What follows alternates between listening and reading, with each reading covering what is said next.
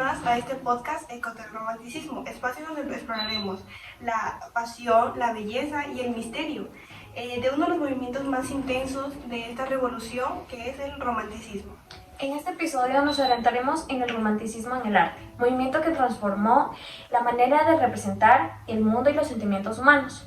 Hablaremos de sus orígenes, características, fundamentos y los pintores que plasmaron su visión en un lienzo. Desde Ofelia, de John Herbert Millay, hasta Eugene Delaroque y su expresión con el color y el dramatismo, y descubriremos sobre cómo el romanticismo sigue inspirando a artistas el día de hoy. Así que prepárate para viajar al siglo XIX, donde hablaremos temas muy recurrentes que eran como la melancolía, la pasión y la imaginación en ese periodo de tiempo. Bueno, ahora nos adentraremos un poco a especialmente ver el qué es el romanticismo en el arte. Vamos a empezar un poco por el contexto histórico y sus orígenes. El romanticismo surgió en el siglo XVIII y a finales del siglo XIX, donde estuvo en contraposición del racionalismo en la Ilustración y la rigidez del neoclasicismo. Mientras que el neoclasicismo se basaba en la razón, el pensamiento y el orden, el romanticismo se basaba en la subjetividad, en la emoción y la naturaleza. También podemos decir que el romanticismo tuvo gran fuerza en países como Alemania, Francia, Europa e Inglaterra, y tuvo gran impacto en Europa y América. Bueno, ahora nos guiaremos un poco en lo que son las características. Vamos a hablar un poco de la expresión de la emoción sobre la razón. Esto de aquí se buscaba reflejar sentimientos como el amor, la angustia, la tristeza, la melancolía y todo esto. La exaltación de la naturaleza y lo sublime. La naturaleza se representaba como un elemento poderoso, ya que representaba mucho, digamos, las montañas, los atardeceres, de que los paisajes en sí y todo esto. El interés por lo misterioso y lo exótico y irónico, perdón. Muchos artistas se inspiraban en los mitos, leyendas, en la Edad Media y sobre las culturas lejanas. El individualismo y su visión. Cada obra reflejaba una visión única del artista, rompiendo las normas académicas establecidas, ya que pues, cada uno tenía un punto diferente de lo que tenía que decir. Bueno, ahora les hablaré yo un poco sobre, el paisaje. Sí, más bien el paisaje es un tema artístico que se utiliza bastante en las diferentes pinturas, pero no solo es un fondo o algo para darle belleza al arte, sino que más bien esto tiene un significado, porque en se encuentra la belleza, la transmisión de las emociones que tenemos nosotros los humanos. Es la transmisión de emociones que tiene el artista al momento de plasmar este fondo en las pinturas.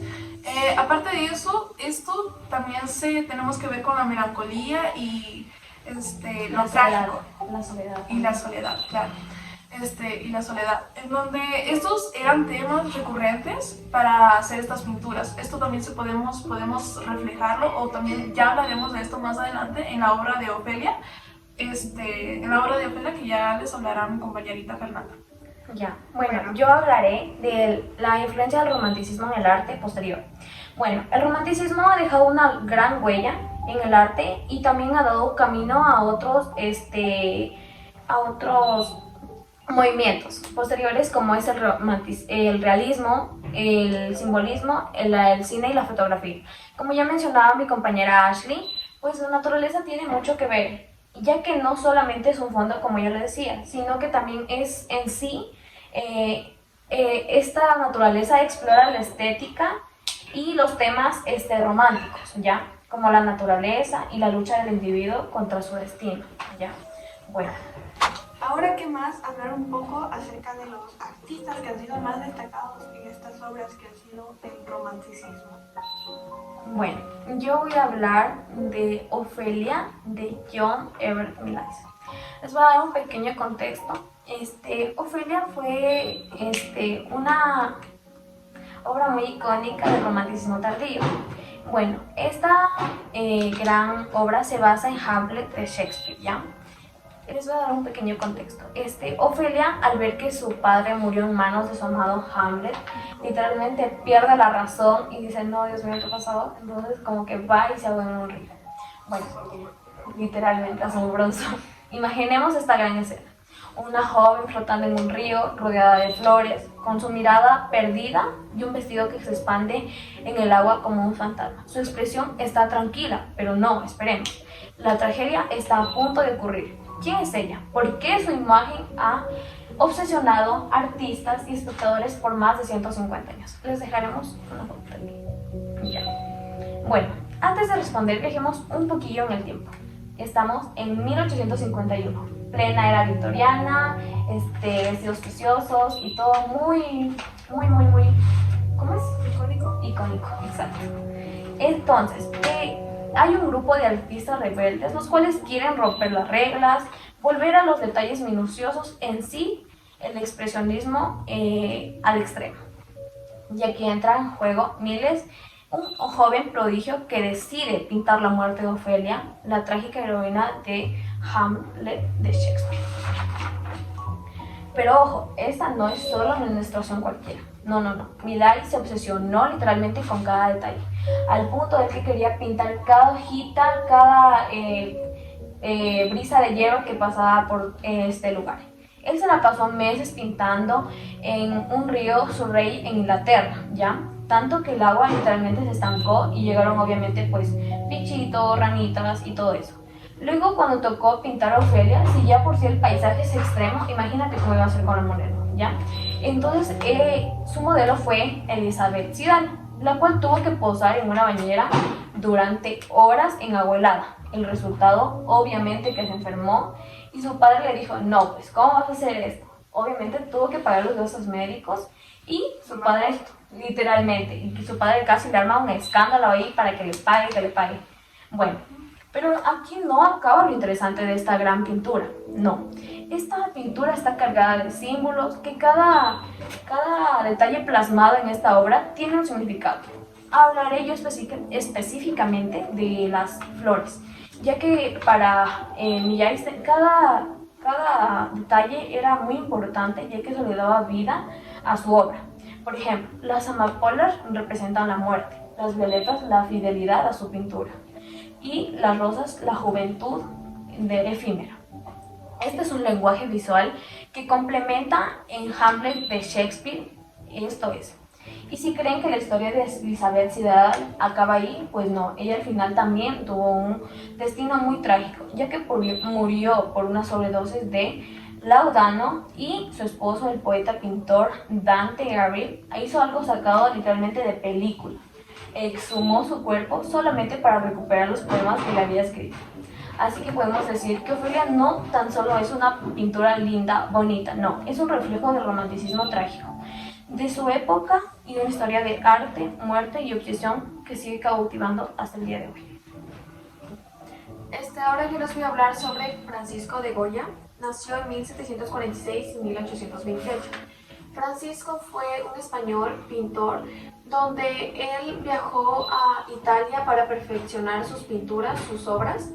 Ya, también podemos decir que él se basó también en la violencia que hubo en ese tiempo y en las guerras que había y todo eso. Ya. Francisco también tuvo una enfermedad, lo que provocó que le dejara sordo, lo que hizo que sus obras sean más oscuras y críticas. Ya, ahora yo les voy a hablar de una obra. Hizo muchas obras, muy buenas por cierto, pero les voy a hablar de una en especial. Ya, aquí les voy a dejar, que es de Venus devorando sus hijos, Saturno devorando sus hijos. Ya. En esa obra, como les dije, pues es como que de la mitología griega, donde Saturno devora a sus hijos. ¿Por qué? Porque tenía miedo a ser ¿cómo se dice? ¿Destronado? No, ¿Destrozado? ¿Decapitado? No. Desestronado, algo así era, no recuerdo. Destronado, o sea, de que se quita de su poder, de su posición. Sí, algo así, destronado. sí. Destronado. Ajá. Ya, entonces, básicamente de eso se trata la obra de Venus. Digo de Saturno, perdón. Aquí nos convulgamos un poquito en el sistema solar. Tenemos que seguir más clases. Ya. Bueno, yo les hablaré sobre la obra de la libertad del pueblo, la libertad al pueblo de Eugene de la Croix. Una frase muy icónica que él dijo era: si no he luchado por mi país, al menos pintaré por él. Bueno, esta es una obra pintada en 1830. Esto de aquí, La libertad guiando al pueblo, es una de las obras más representativas de esa época, ya que es un símbolo de lucha por la libertad y por la justicia. Fue creada por Eugene Delacroix en respuesta a la Revolución de julio de 1830. Un levantamiento popular que destronó al rey X,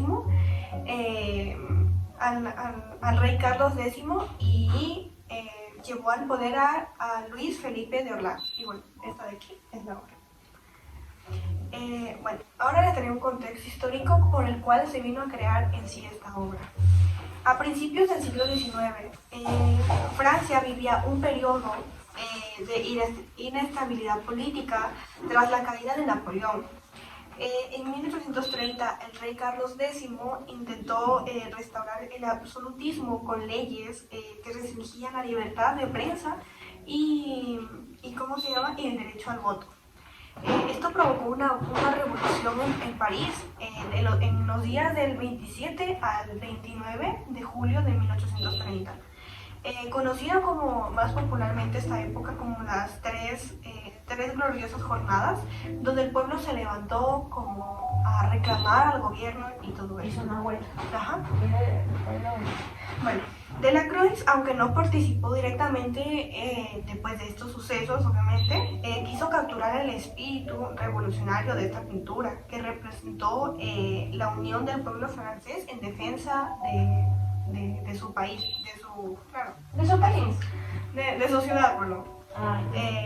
Bueno, ahora les hablaré un poquito de la composición de los personajes y de la obra.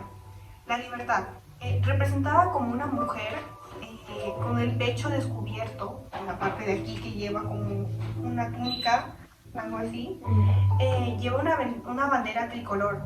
En una mano y un fusil, una bayoneta en la otra. Una bayoneta es como un arco y flecha, pero como más avanzado, como una escopeta. Más cañón. Ajá, como una escopeta, así es. Su postura heroica la convirtió en un símbolo de la resistencia. El niño con una pistola inspiró el personaje de Gavroche de Los Miserables de Víctor Hugo, representando el papel de la juventud en la lucha.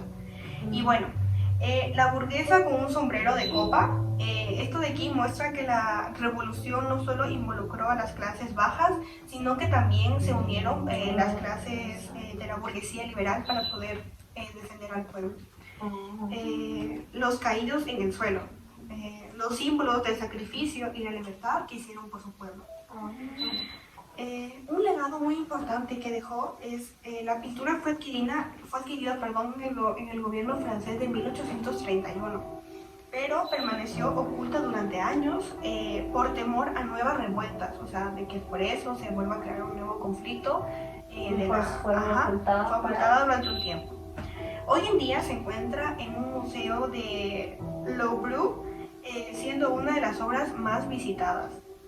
Ha sido utilizada con monedas, sellos y cultura popular, como la portada del álbum Viva la Vida de Coldplay. Oh, qué fuerte. ¿Qué más? O sea, y podemos ver que literalmente el romanticismo aún tiene un impacto en la actualidad. Claro, porque bueno, especialmente en ese tiempo, más bien fue tanto de que la lucha, la justicia que se trató de hacer por su pueblo, que todo, como bien dice, no solo la clase baja, sino que hasta la burguesía se implicó para poder defender al pueblo. Y bueno, algo que les quiero preguntar, ¿quién creen que esta obra sigue siendo un símbolo de lucha y resistencia en la actualidad o sea en la antigüedad? Claro. En la actualidad, Claro, representa la patria. Claro, porque podemos ver también cuando se realizan huelgas a favor de nuestro país, debemos tomar en cuenta de que hay muchas personas que salen y luchan por los derechos y todo eso, entonces yo creo que sí, todavía sigue Y siendo. más los indígenas, se me hizo que ellos básicamente a veces hacen paro y luchan Exacto. y todo eso. Solamente por ser, Luchan por tener un derecho, gobierno un derecho. democrático. Exacto, tener una libertad. Entonces yo puedo ver Exacto. que todavía hay el romanticismo en nuestra sangre, pues. Bueno, El romanticismo en bueno, yo ahorita les voy a hablar sobre mi obra, que es la obra de El caminante sobre el mar de las nubes. En esta obra se puede ver y apreciar un hombre contemplando la naturaleza, los fríos, los tonos fríos y tenues, reflejan la soledad y la pequeñez del ser humano frente a la naturaleza, frente a la inmensidad de la naturaleza. Esta es una obra creada en 1818 por David Caspar Friedrich, el cual dice y intenta plasmar la humanidad del hombre frente a la infinidad del infinito. O sea, se puede observar al hombre parado como que en una roquita. En un vacío, En como una mirando al roquita. vacío, ¿no? Ajá, mirando. No es A las cierto. nubes. Sí, a las nubes. Por eso se llama Mar de las Nubes, porque son Sí, nubes, sí, he visto tipo, esa. o sea, el mar enfrente de las nubes, ¿no? Ya. Ya.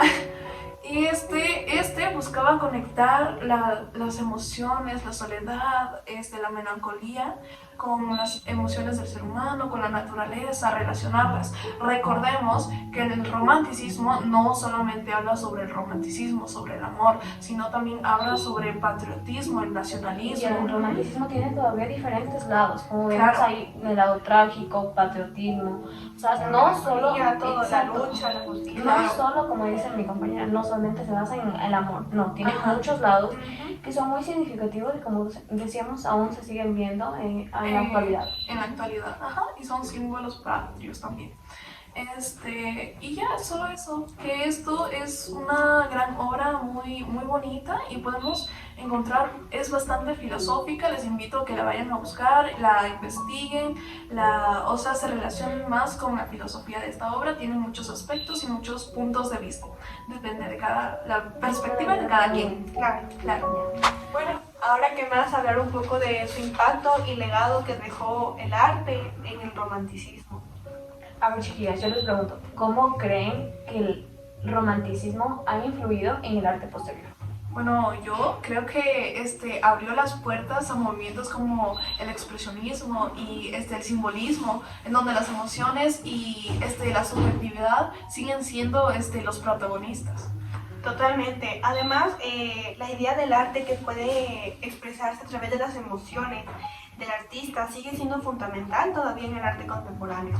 Claro, y no solo en las pinturas, también en la música y en la literatura, donde han sido muy influyentes en el romanticismo. Pensemos en Beethoven y en las novelas de Víctor Hugo. Claro. Ajá. Bueno, en sí el romanticismo marca un antes y un después, demostrando que las emociones y la imaginación son muy importantes, como la razón. A ver, chiquillas, ¿ustedes tienen alguna reflexión final? A ver. Bueno, que el arte siempre se refleja en el espíritu de su tiempo, en las emociones, todo eso. Claro. Y bueno, y que también tenemos que resaltar que la belleza se encuentra tanto en la armonía como en el caos. Y además que la naturaleza nunca pasa de moda. Eso sí, ¿verdad? Nunca pasa. Bueno, eso sería todo por el capítulo de hoy. Esa sería toda la reflexión que tuvimos en el capítulo de hoy. Esperemos que les haya gustado. Muchas gracias por acompañarnos. Los esperaremos. En el siguiente capítulo. Bye.